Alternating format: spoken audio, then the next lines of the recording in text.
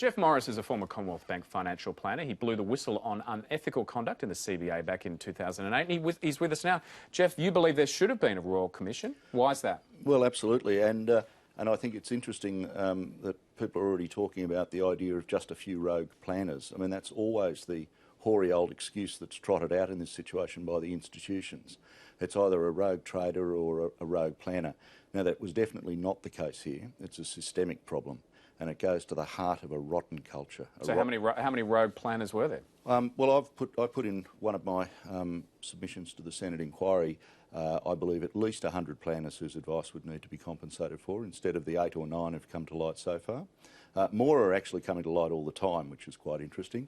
And I believe there's tens of thousands of victims that need to be compensated. Okay, so Jeff, are you seeing it as a CommBank issue, or are you seeing it right across the industry?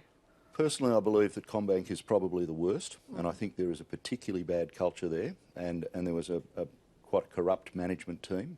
And part of the idea of a Royal Commission is it would expose the degree of moral turpitude that was in place. And I think that's an end in itself. Getting to the truth is an end in itself, and it's a path to the future in terms of cleaning things up. But I think there are widespread problems across the board in the industry. You've got 80% of this industry owned by the 6 major planners. That's the 4 banks, Macquarie and AMP. Now, in theory, financial planning is meant to be a profession. How can you have 80% of a profession owned by vested interests using it as a sales channel? Do you, and sorry to keep carrying on because it's an area I'm really interested in, do you think that the announcement that CommBank has made in recent days, and obviously they've talked, there's been a lot of chatter and so on, and they're obviously very worried about their reputation, but do you think what's been announced in recent days will actually fix the issues at CommBank? No, not at all. It's full of holes. The compensation scheme they've announced is just a continuation of what CBA has been doing since 2003. They've been burying problems and covering them up since 2003. But on that compensation scheme, aren't they opening that up to 400,000 customers and allowing them to be compensated for all that poor advice? Correct, as long as the 400,000 people come forward themselves. Some of these people are very old, very sick, some of them are dead.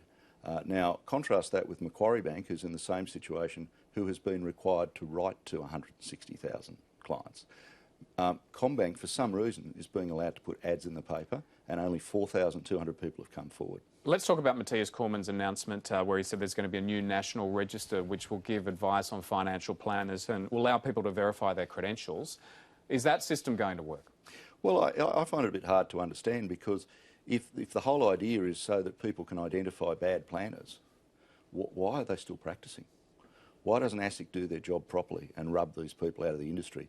The rogue planners at CBA are virtually unaffected. They're actually, you can work elsewhere in financial services as long as you're not a financial planner. So of that 100 that you identified, how many are still in the industry? There's only been eight planners banned. It's, and not only that, but the managers who were responsible for this, none of them were sacked. All were allowed to leave on their own terms, leave the bank on their own terms, and they're now working their magic elsewhere in the industry. How much scrutiny does ASIC deserve in all of this? Well, I think that's a large part of the Royal Commission. And by the way, I agree with Senator John Williams that what we really need is not just a Royal Commission into CBA. He's been calling for a Royal Commission into white-collar crime for 5 years now, and I would echo that.